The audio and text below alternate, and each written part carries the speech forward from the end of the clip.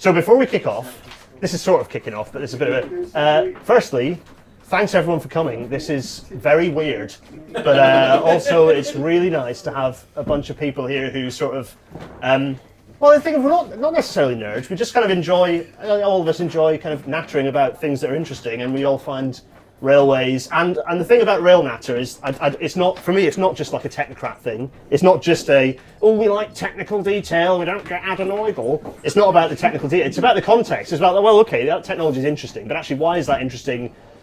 Why is it, how does it fit into the bigger picture? And actually the technology and the trains and what class numbers and stuff is actually a small part of the bigger picture. And actually, I think generally, like for people who watch Rail Natter, it's about like, actually we all care about it because we want to, still have a planet to live on in 50 years. And a part of that is understanding what we need to do and campaign for and tell our MPs to do. Part of it is encouraging people to join the industry to actually make that stuff happen. But also, in that fight, in that struggle, it's nice to love the thing that you're fighting for and struggling for, and I try and capture all that in a Rail Natter. I always do a soft start. Normally I've got a button to press, which allows me to sort of say things. This time I haven't got a button to press, which I suppose means that, having said, well, yeah, I'm going to say it again. Thanks everyone for coming. This is weird. The vibe we are aiming for tonight is that moment in primary school when you go into a weird stuffy room that's got loads of books, dusty books in it, and someone wheels the VCR trolley into it. That's tonight's vibe. Yeah. That's the vibe we're going for tonight. The TV's a bit low. It is, yeah, it's true, it's a bit low. But anyway, right, so hopefully everyone can see. And that basically means that I think it's time to see if this is working and actually move on to the news, because we are starting. And I have very little news tonight because this is a pre-record episode. Hello everyone in the chat. Hi, it's an episode of Rail Natter, but there's people and it's a thing. So the news, someone sent me this last week and I didn't put it in last week's news, which I'm glad of because I'm going to put it in this week's news, which is actually not last week's news, the week before's news. This is going to confuse me all night, isn't it? Go to centralstaden.se because there's a really nice, it's like how station consultation websites should look. It's a really good website that I'd strongly encourage you to go and look at because it's a really nice way to explain. Also, it's like the niceness of when, infrastructure investment happens. Yeah, that's nice, isn't it, when that happens? But there's a really nice sort of consultation website that's this is jumpy because I'm scrolling down and I scroll. Oh, that's a thing, keep scrolling. But anyway, you can see, it's just nice. Look at it, it's nice, really nice consultation website. Look at it, it's great. If only we did things like this for, major infrastructure investment and had an outreach program so that people understood what it was for. Or indeed, if the people who are procuring and prescribing and specifying said thing knew what it was for. Wouldn't that be lovely? We can but dream. Also, it's just kind of nice. Look at that font. That is like a mighty font. It's just very nice. Very nice indeed. Anyway, that's just me. That's enough of that. So, other news that is, I think, just kind of on broad things that are a bit thematic at the moment, and particularly given what we're going to be talking about tonight. We're still waiting on quite a lot of, so not just Carmen, I think it's really, it's been a long time, it's been over a year, it's been a long time since, we had a fatal derailment. And I think it's, given that there's lots of changes going on in the industry, there's still not been a report, which I think is a real problem. It's a real issue that we haven't had that, we haven't had a report back yet. And indeed, have we had any accident reports for quite a long time? Well, we have actually, we've had quite a few. So there's the Chalfont Latimer one, where it was London Underground and an overground train started facing. It wasn't. It was a Chiltern service facing. Anyway, there was a heavy rail and LUL trains facing each other. There was an incident at London Waterloo, which I don't actually know about, an LUL one. Near miss with staff at Rowlands Castle, the Sheffield station derailment, that freight train derailment. At some point, we're going to pick through some of these in a Natter episode actually, because they're quite interesting. The speeding between Lawrence Kirk and Port Lethen in Aberdeenshire, so south of Aberdeen, that's an interesting one. The derailment of wagons at Towton, and then the big fire that happened in Carmarthenshire near, Llangennych, I think it was. Yeah, so they have done some reports, but all of these are fairly minor incidents, and they try. The pattern emerging is that they stagger them, kind of try and have a report every month, which, yeah, okay. The challenge with this is that industry needs to respond to events like this, and there's quite a lot that we need to learn from Carmen, particularly relating to things like Climate change, obviously you all know that I would like to see them talking about rolling stock. I don't think they are going to. I think they're going to chicken out from that again. But they're not, And the other thing related to this is we have massive industry change on the horizon. I mean, it's always been on the horizon for years now. But we have massive industry change on the horizon, and particularly in relation to the interaction of different organisations that all have safety facing, passenger and freight facing safety critical roles. How are those changes going to impact on safety? Because the last time we had massive organisational change, we also had a large number of fatal incidents. And several of the crash reports from the 90s and the early 2000s are viciously scathing about the way that organisational change happened. And I have not seen any major safety assessment reports about that industry change. None. And it kind of ties into this issue of safety is slipping. We talk big about safety, and all of us are perhaps taking more personal responsibility about safety, but as with lots of things, personal responsibility is not a replacement for organisational skill. Yeah, go for it. I was just going to say, this is exactly the sort of thing where everyone just sort of ignores it until something big happens, and then there's a real oh crap moment when we start taking it seriously, and then it slips, and then something else happens, and we can't let it slip. We must be always on our guard. We cannot be reactive to safety. We're at the point where we know enough, we've seen enough incidents that we should be being proactive. We should understand all these things. Abby, sorry, go on. The rulebook has changed with how we report cooling water from carbon. Interesting. Okay, so there are some changes, some alterations, but my main worry is that they're sweeping massive industrial changes happening, or in theory happening. I've yet to see any of them materialise, and I've yet to see any risk assessments about the impact of those, and that will be a real matter. Talking of which, here's a train, and it should not look like that. It has made a break for freedom. Said break for freedom is involved it not breaking. Yeah, exactly. Yeah, quite. It has not braked and has leapt for freedom as a result. And we're going to talk a bit about this incident.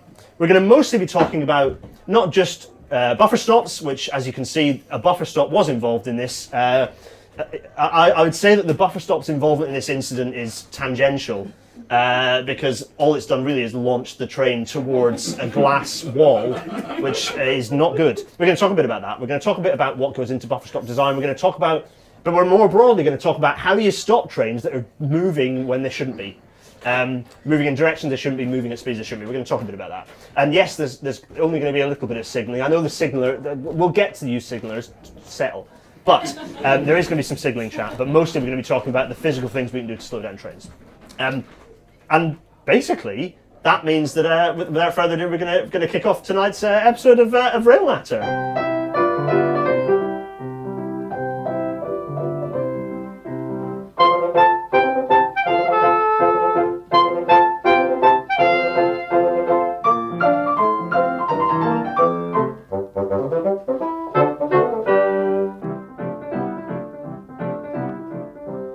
And there it is, the Intercity 225 fading away. There it is, lovely. I knew that was coming. Yeah, so before we kick off the episode though, I just want to shout out to, well, not shout out, I'm not a Radio 1 DJ from 1987. This whole thing, this whole shebang has been in aid of raising money for York LGBT Forum. And all of the money that you paid, less Eventbrite's fee, which came out of your 15 quid, all of that's going to be going to York LGBT Forum. Actually, Matt, you've given the most because there was no Eventbrite, because you paid me directly. So you've paid the most for the York LGBT Forum. Congratulations. So we have actually raised. It's okay. It's just a fairly decent sum. It's not going to change the world, but £261.12, I think, is nothing to be sniffed at.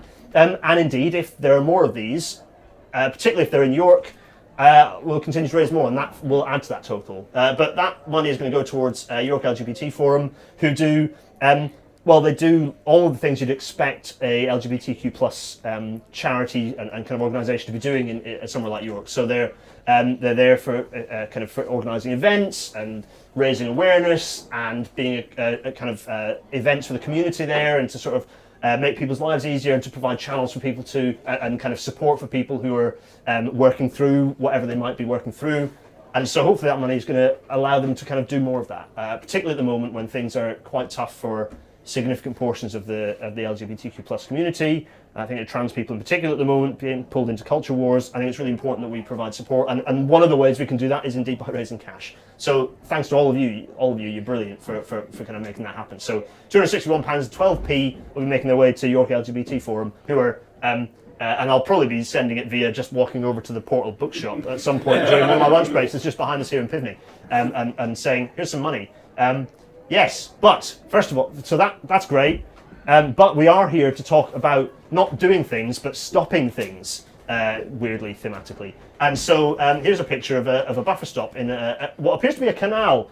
This is actually over in, I think this is over in Northern Ireland. Someone tweeted me this, and I thought this is a ridiculous picture of a buffer stop, which, I mean, trains hopefully are going to be slowing down of their own volition before they hit that thing, given it's a canal. So, buffer stops. So imagine the worst is happening, right? You're coming along, you are approaching York Station here, coming north.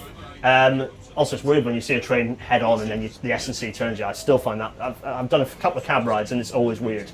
But you're coming to the station and you cannot brake. Something goes wrong and you think, yikes, as a driver, you're thinking, oh yikes, my train's not stopping for various reasons. That is a scary thing to happen. And indeed, on the 11th of July 1995, down in the southwest of Scotland, that is precisely what was happening. For a driver who got out of the cab and ran back through the train telling people to move further back down the train, stay ahead of them, like move back down the train and brace, because their fairly nice new orange and black electrical multiple unit decided it was going to just smash through it wasn't going to brake, and it was going to careen its way through the station, through some nice benches, and make an absolute mess of quite a nice railway station. And here it was emerging out the other side of the station, completely. Thankfully, no one was seriously injured. The actions of the driver really contribute to make sure. Also, it was a quiet train. Had it been the next train, things would have been worse. How often do we hear that? We do live on luck far too much in this industry. Anyway, I think that you can see they're absolutely wrecking Lynn's wool shop. Absolutely obliterated. Lynn, we're sorry that our train demolished your wool shop.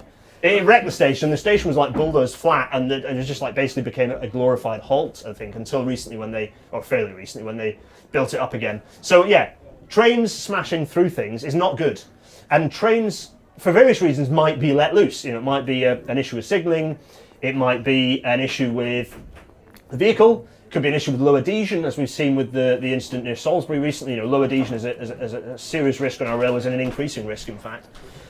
It could also be because of driver error. There's a potential that driver error is an issue as well, and we'll maybe pick through some of those sorts of issues. But in the majority of cases, it must be said, in fact, the vast majority of cases, it's because of some systemic issue, a brake failure, adhesion issues, or a signalling issue. In this situation, it was a brake failure, I believe. You can sort of see the ScotRail logo. There's my laser is going to. No, it's not going to work. Anyway, you can sort of see the ScotRail logo because this is 1995, the weird period where like it was both a private and not private railway. Very strange. Anyway, and actually, so I dug into the stats via the Railways Archive because it's actually a great. Okay, Gary needs to update the back end of the website because he's getting a bit tired, but he's got plenty on his plate at the moment. At some point, I'm sure he will. If anyone wants to help him do that, shout out to Gary Keener, go and help him out. But the Railways Archive went in and searched how many incidents there have been kind of related to this episode from 1948 to today, and there have been 77 runaways. So that's not just signals passed at danger. Signal passed at danger, there have been hundreds. But in terms of actual train runaways, where a train is careening away without kind of not in any particular control, the driver's not got control of that vehicle, there have been 77. And how do you stop that happening? Your train has run off. How do you stop an errant train? What do you do to stop it? Well, I'm going to list off a few different ways to do it in not particularly scientific order, but probably in my own personal order of like preference of what you would and would not want to do to stop a train. Indeed, the first way that you want to stop an errant train is that you don't, at least not immediately. You do not stop said errant train. You let it just do what it needs to do. You let it pass. You just make sure it doesn't hit any other trains and let it just coast to a halt safely. You might be thinking, wait, what? But no, that is by far the best way to stop an errant train, is to not stop it. Just get everything out of the way, let it safely coast to a halt, and then or until a point at which the driver can regain control. Where the gradient's sufficiently small that the braking, the whatever for whatever reason, or adhesion picks up again, or whatever it is.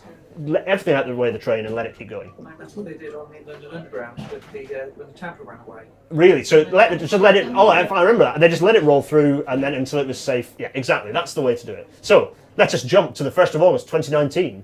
There are going to be quite a few incidents that we're jumping to. That's part of. The structure of this episode came to me in a dream. So for some reason, this is how it's going to work. And so it's an excuse for me to put this picture up, which I nicked off the Times website and have no intention of attributing.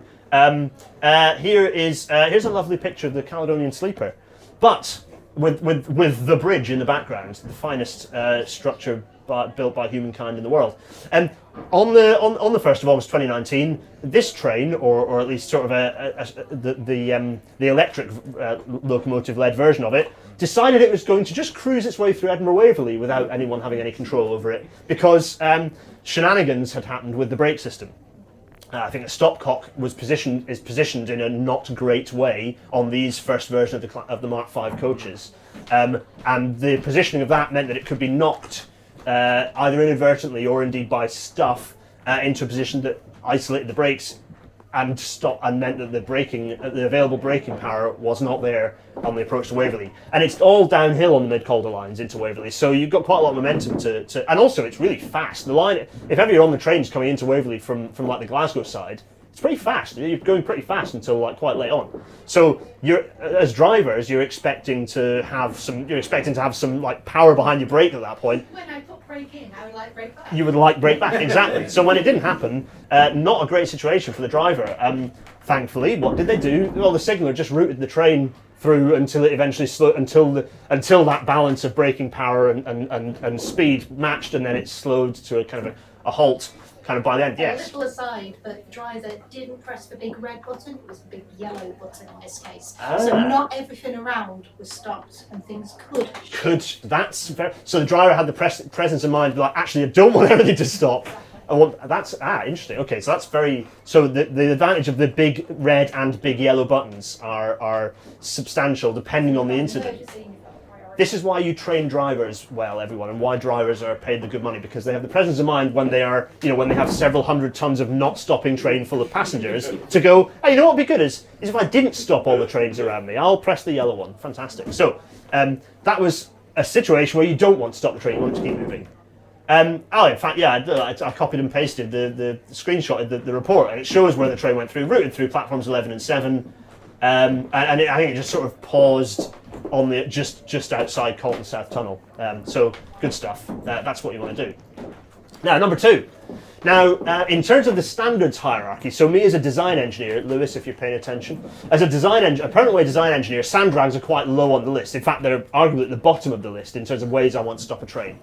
But in terms of the operational annoyance and the potential damage to a vehicle, in the situations where you would install a sand drag, actually a sand drag is probably the number, after just leaving the train to do its thing, sand drag's probably preferable, particularly say you've got a class 66 trundling along. A sand drag's probably not a bad way to bring it to a gentle halt. Sand drags are this sort of thing. I'm not going to dwell on sand drags much because there's not much to say, but it's essentially just a pile of sand that you've put your track in, and you might or might not have a buffer stop at the end. But the idea is that friction, the weight of the wheel squishing down on sand, it's just a load of friction and it brings a train to a halt. You aren't going to rely on this to bring a 75 or 125 mile an hour passenger train to a halt. This is for low speed, and you're not going to rely on you're not going to put a full freight train into a sand drag either. This is really for kind of wagons or light locomotives, the sorts of things that you might expect to be kind of running down. Often in industrial uses, you'll maybe have one of these at the end of the head shunt, something like that. So that's the sand drag. Oh, go on. Used on roads as well.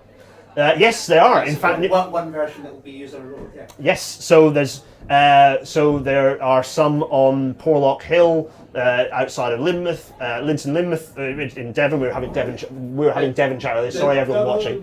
Yes, Devon. Woo. There's one near here on the bridge on the hill that I can never remember the name of. That's on the way out of Stamford Bridge, heading towards Market Wheaton. There's a load of sand traps there for your vehicle. So. Sand drags. That's a way to slow down a train. Fine. And indeed, none of you can read this because that's not the point. But there are standards. We have standards to design sand drags. They are still a thing that we can design now. You're recognising pages from 2049 there, lovely. So, right, the next way we can stop trains is with what we call, actually, I should have put a Venn diagram here because people, generally, they're called trap points, but actually there's a specific meaning of trap points and catch points.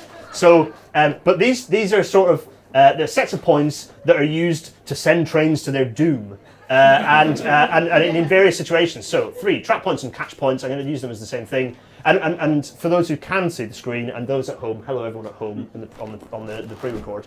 These are the 2 different things. So first of all, we have trap points. Now the point of trap points is to stop trains going onto main lines. So you trap a train before it can get onto a main line and cause trouble. So you'll have these on sidings, depots, freight areas. Basically, it's basically a switch. A switch. Indeed, the latest design, you're supposed to include a crossing as well, actually, to make sure that you're definitely deflecting the train and it doesn't just run through it. You deflect the train, it lands in. You also have to design a safe space behind it. It lands in that, stops.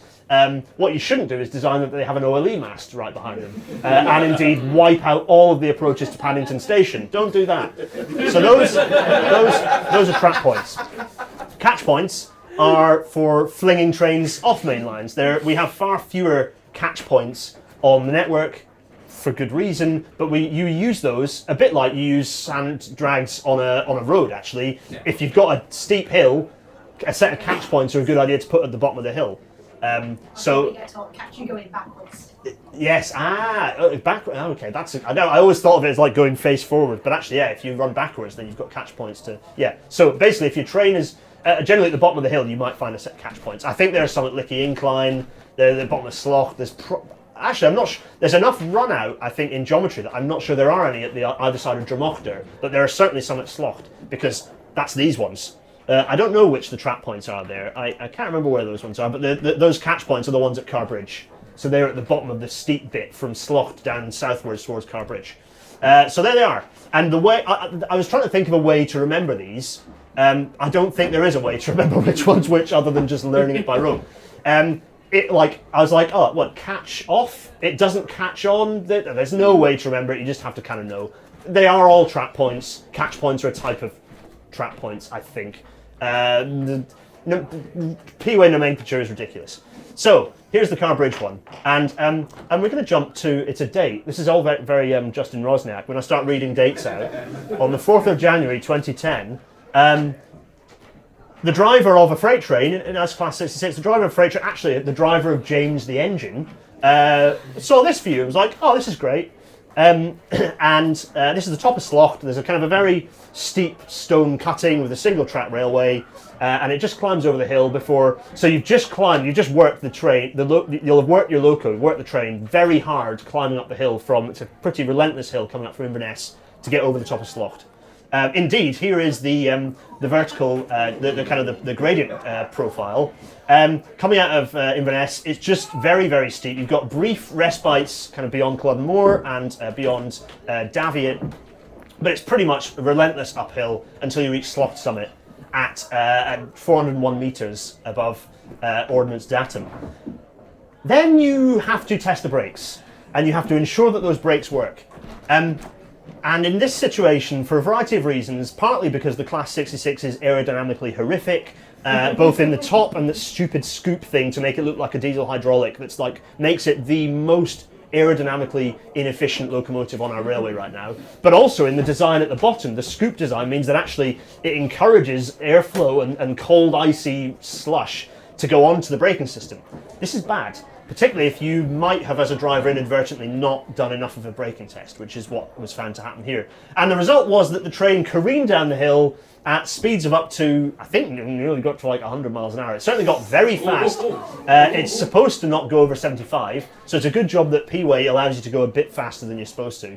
But there's CCTV footage that I cannot for the life of me find now, but I did see, I think it was on the news and then I couldn't find it again. It's like that CCTV footage that's like an image every 30 seconds. And there's like a bunch of people waiting for the next Class 170 to come through, still waiting.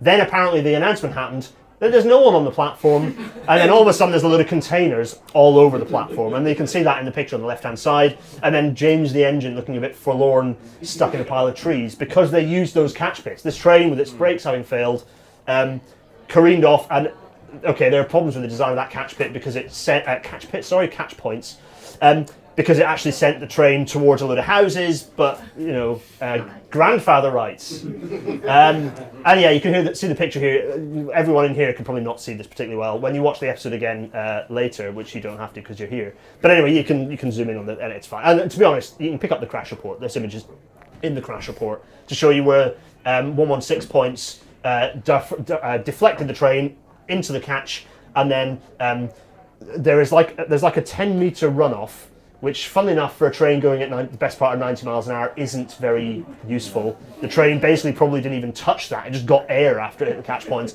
and landed in amongst the trees. And there's poor James the engine being lifted away, having derailed at speed. Poor old James the engine. I don't know if James the engine is still running. I think it might have had its back broke. Anyone know if James the engine is still running? Any proper greisers in the room who know? Anyway, we can Google that in the break, because it's break time. So go and enjoy, buy a beer, support Pivni, have fun. Yeah, and we'll see you back here in 5 minutes. Thanks, everyone.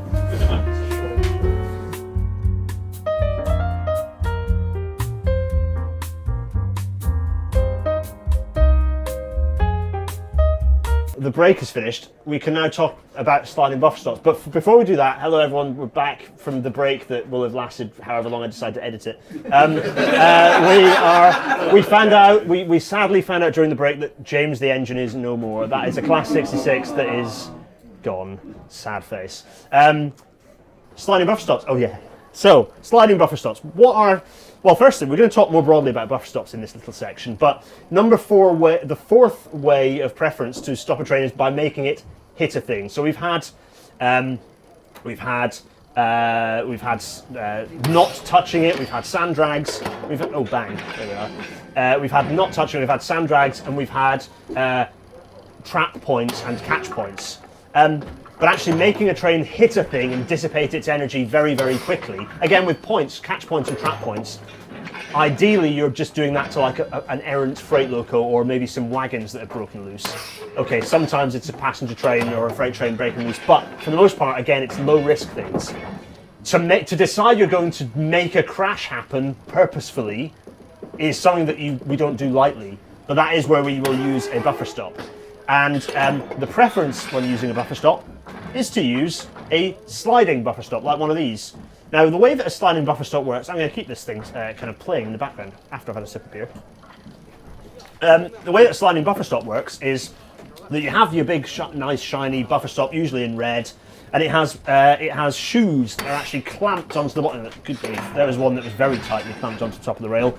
They have shoes that are clamped onto the rail head, and with a certain level of torque.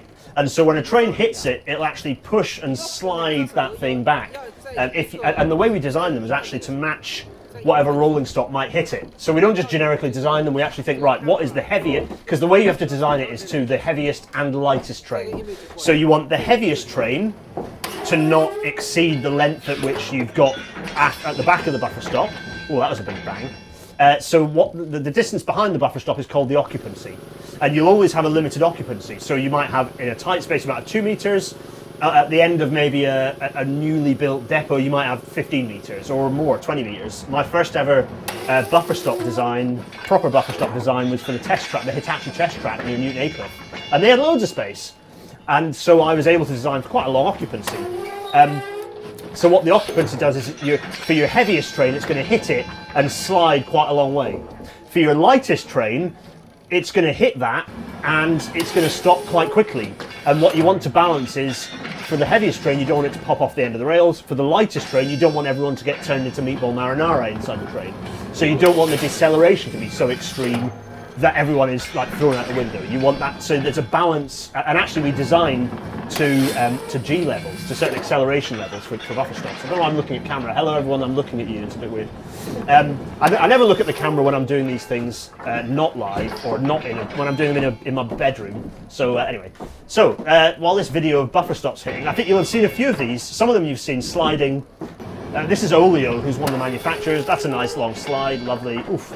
But what you'll spot for some of the ones that are, and bear this in mind for when we get to later designs of buffer stop, less good designs of buffer stop, what you'll spot is that for the ones that are really firmly clamped to the rail, they actually lift the track.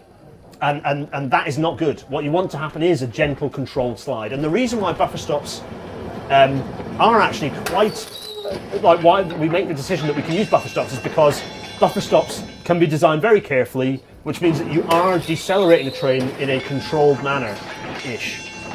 In this instance, they're testing, so actually they're just firing a little rake of heritage cars at the buffer stop at a reasonable speed to see what happens.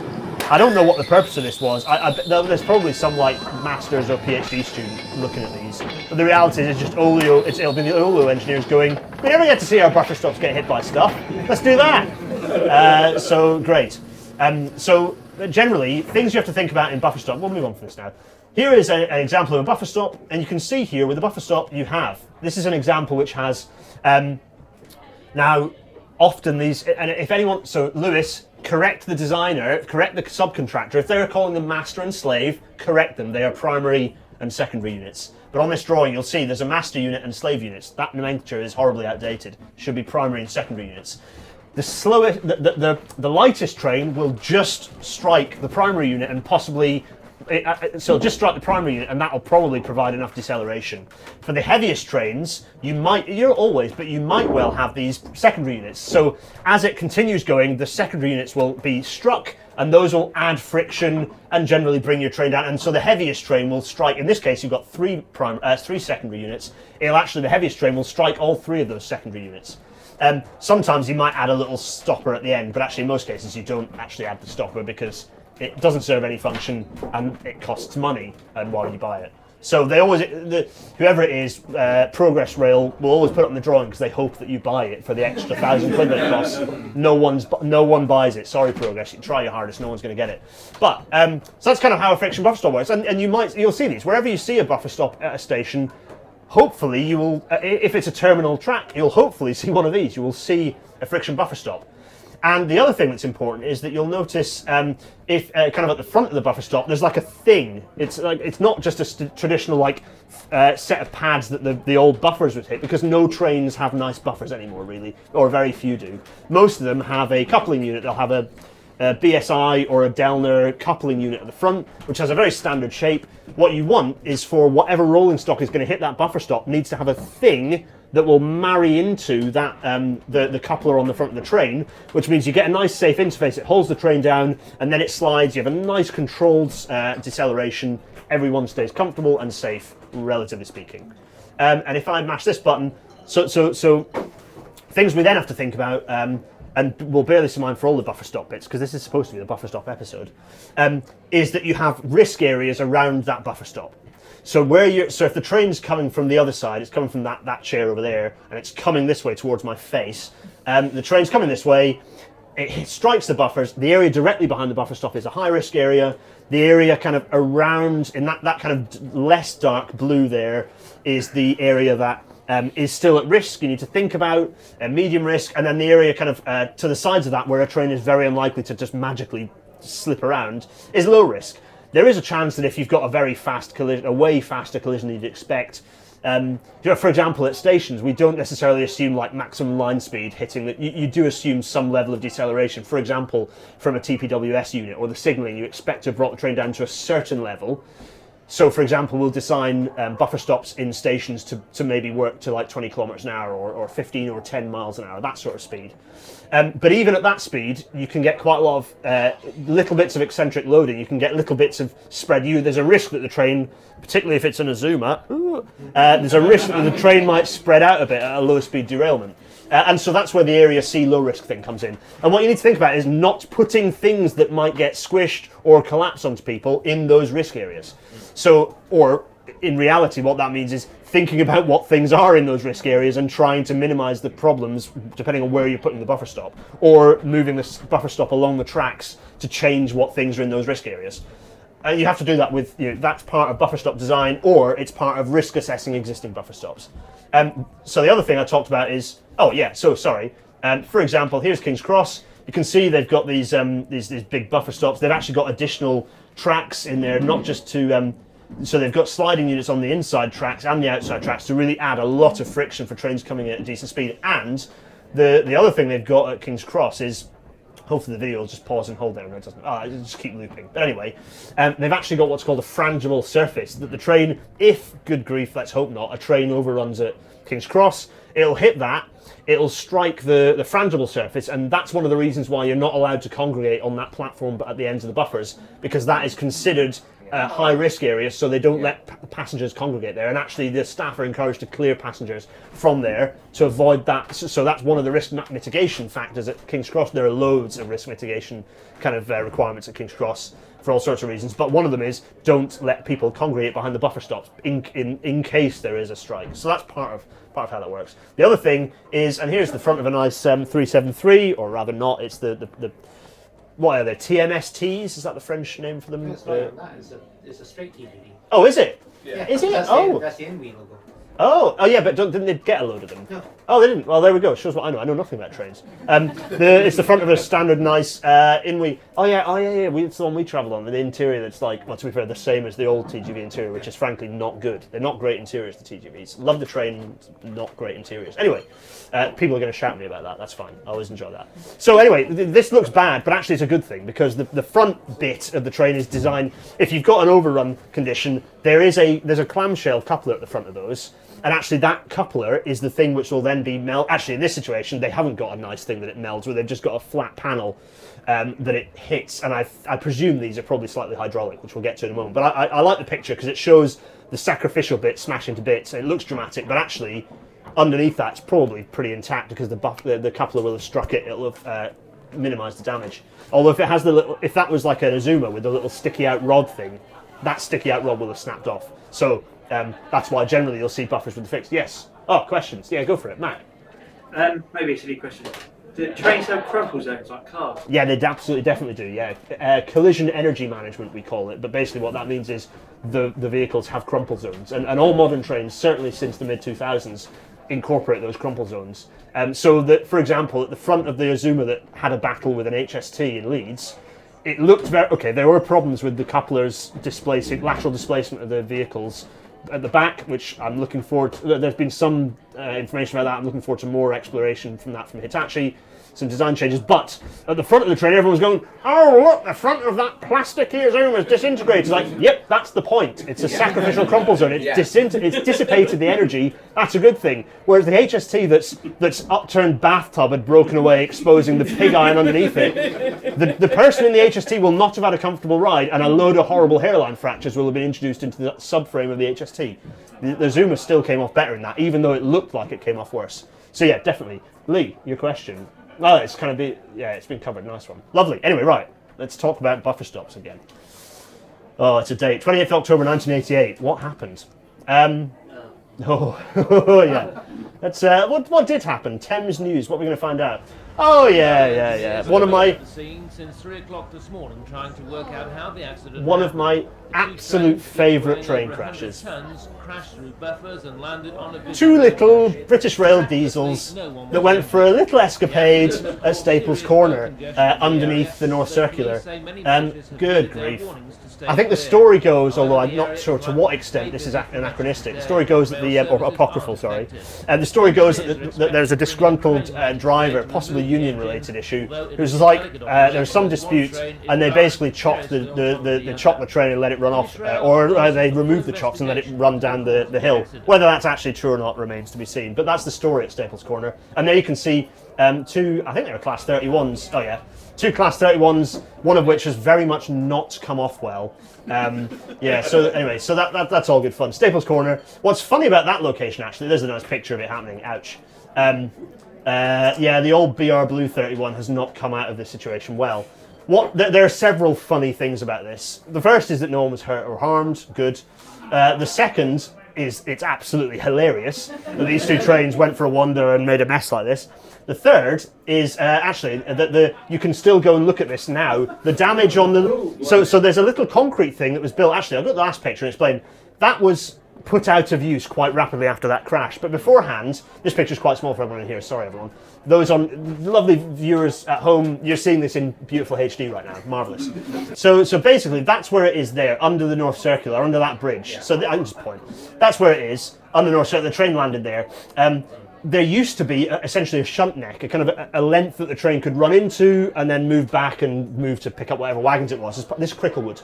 So this is Cricklewood sidings, currently having been rebuilt fairly recently, being demolished again for the new station at Brentwood Station, right? That's going in there. Brent Cross, thank you, not Brentwood, Brent Cross Station, going in there. And so, but even I think pretty rapidly after 1988, they just stopped using that. What I find very funny is that this shunt neck thing, this concrete thing was built just to make sure they had enough. It is still running, isn't it? It's. Yeah, nice. That concrete thing was built so that it had enough run out so they could get a train out and back. They built this whole concrete thing for that. Bonkers.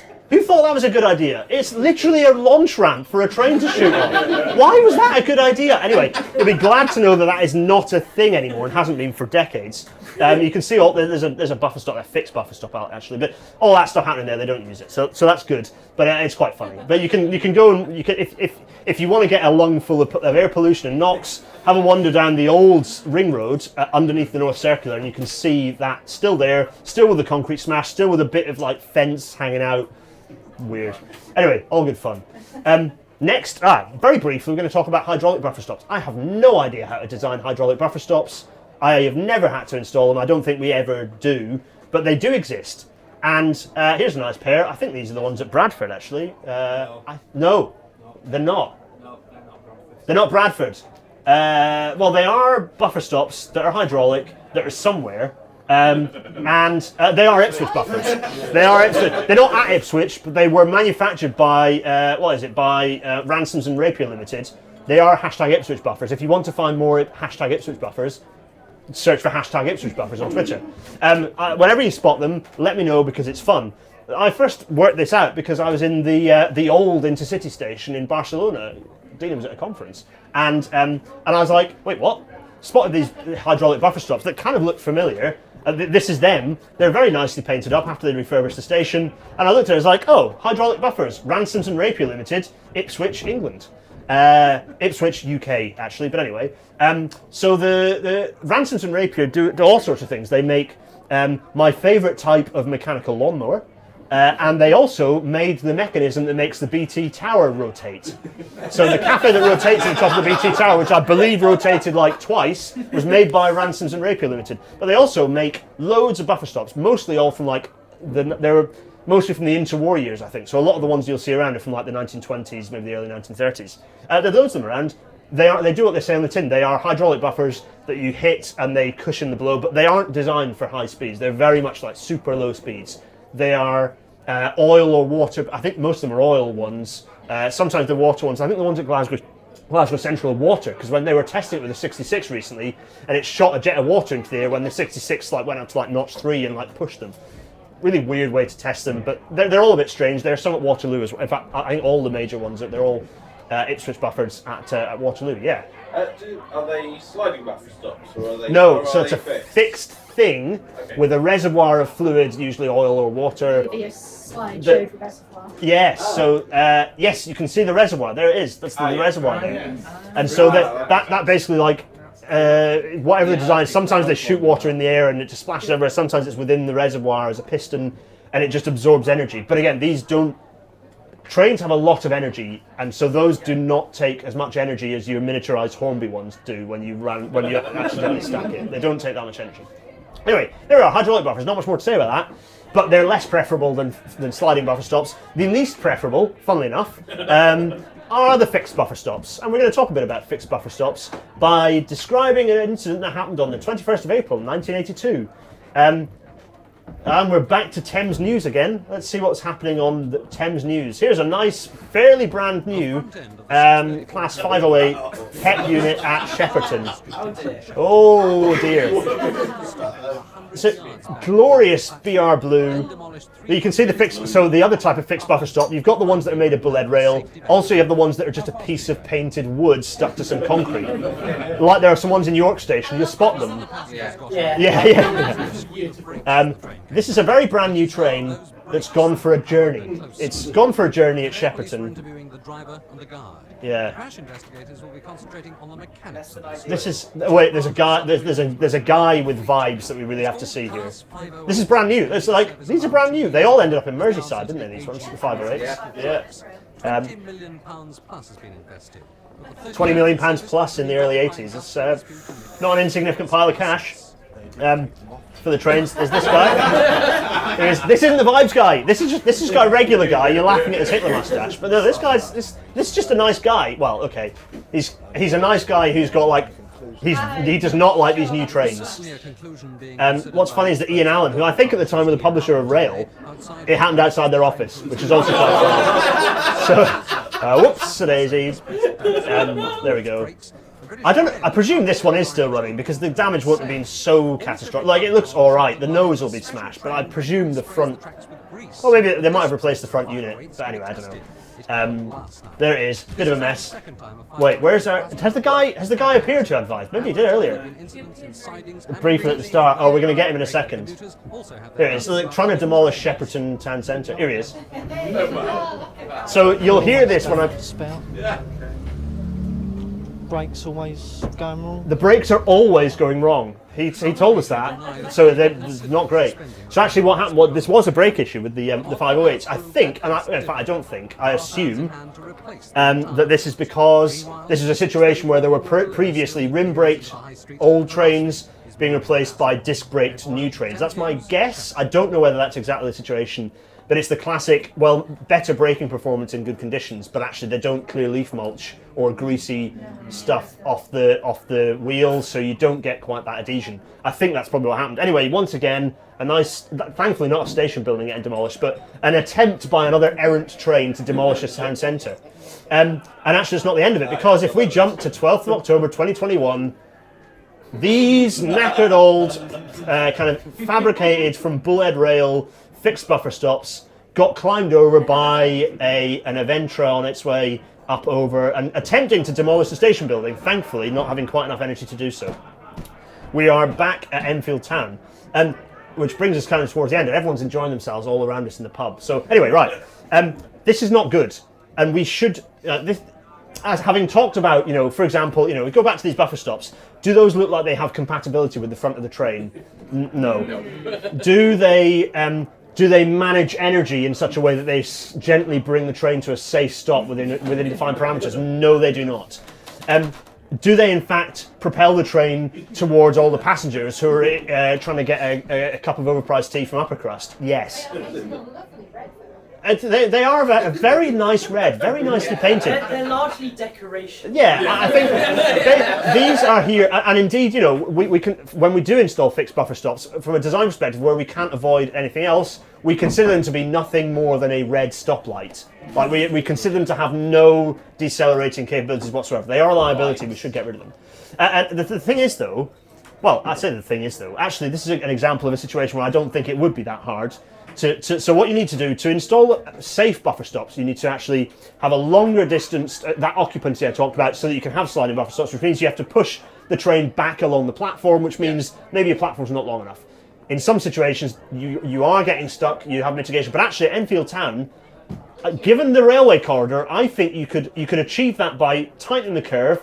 That curve is flatter, it's shallower than it needs to be, given the train's decelerating to a buffer stop. Yeah. You could probably tighten that curve, extend the straight portion of the platform sufficiently that you could get more usable platform length, maybe even slide the crossover. There is some S&C here. The challenge is that no one wants to muck around with the S&C because that costs money. Yeah. Okay, maybe we wait for the next renewal, that's probably what the excuse is, but I guarantee by the time we get to the next renewal, the argument will come back. It's just a like-for-like renewal. You're not allowed to make any changes to anything other than a like-for-like renewal, which obviously then means this situation perpetuates and we end up launching a train into a station again. Yeah. So my challenge, well, really, it kind of, we've had 66 buffer stop collisions since nationalisation, so from 1948, according to the Railways Archive, and of those, we've had 70 fatalities, hundreds more injuries, but we've had 70 fatalities over that period. The Railways Archive covers the UK and Ireland, actually. It covers both, because there's a major multi-fatality incident that happened, I think, in the Republic during the kind of actually in the 70s again.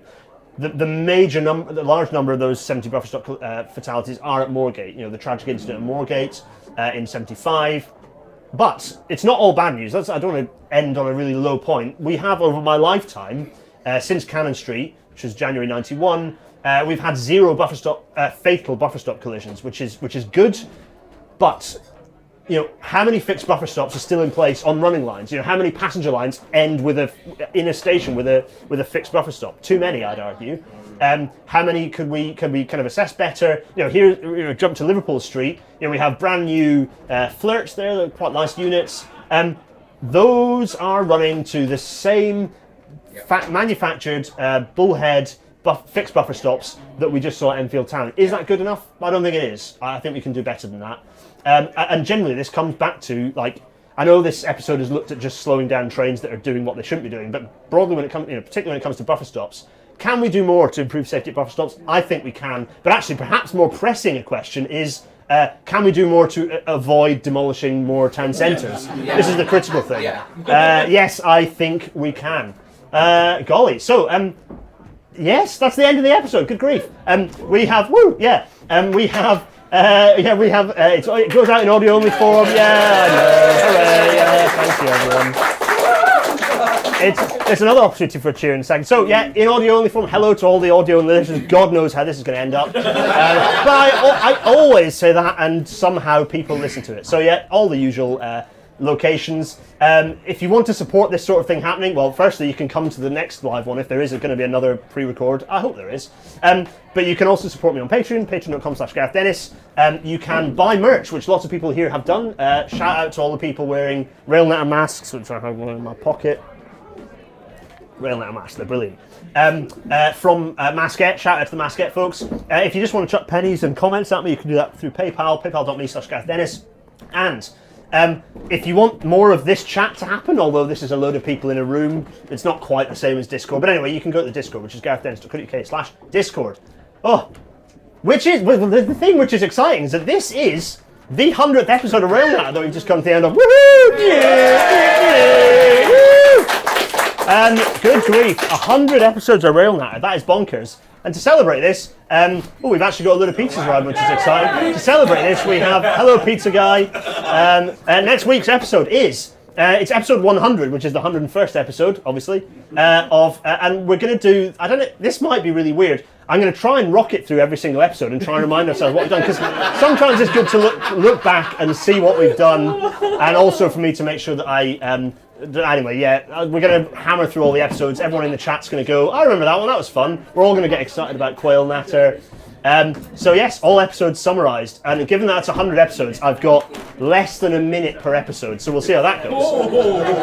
Oh, I know, right? That won't overrun at all. Indeed, yeah. That could be that quite something. So I'm just going to end by reminding everyone, thanks everyone here who bought a ticket, because that money's gone to will go to York LGBT Forum. Thanks to York LGBT Forum for everything you do. If you're in York and you need support, York LGBT Forum are a good place to turn to. They will be getting some pennies from us after tonight. And thanks to all of you. And that really, I think I've got a funny feeling that my next slide is going to be the end credits. So thanks everyone, and we'll see you next week. Cheerio! Cheerio!